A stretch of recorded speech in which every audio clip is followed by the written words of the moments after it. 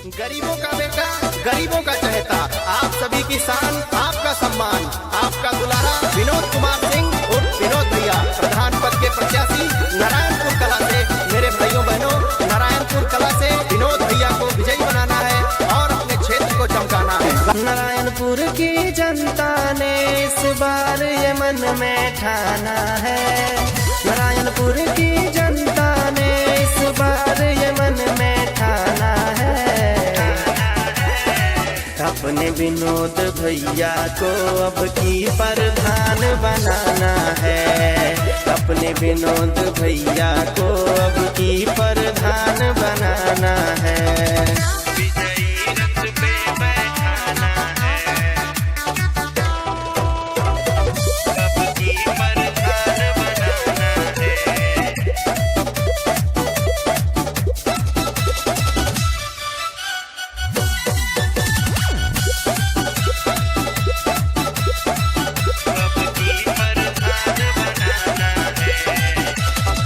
कोई कमी नहीं आने देंगे जनता के सम्मान में। सच में बब्बर शेर हैं भैया, उतरे हैं मैदान में।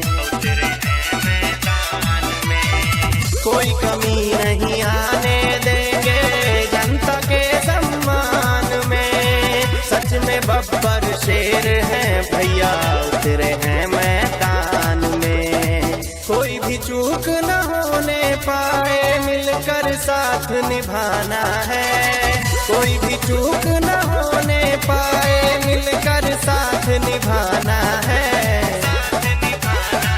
अपने विनोद भैया को अब की प्रधान बनाना है। अपने विनोद भैया को विजयी रथ पे बैठाना है।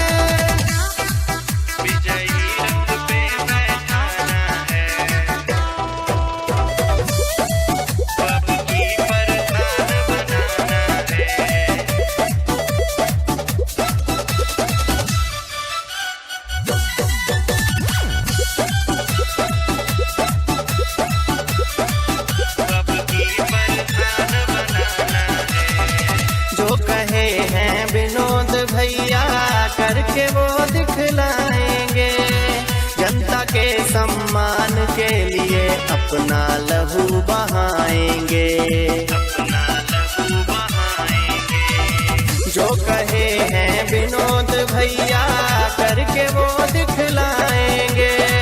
जनता के सम्मान के लिए अपना लहू बहाएंगे। कहता ऋषभ विरोधियों की जमानत जब्त कराना है। कहता ऋषभ विरोधियों की जमानत जब्त कराना है। अपने विनोद भैया को अब की प्रधान बनाना है। अपने विनोद भैया को विजयी रथ पे बैठाना है।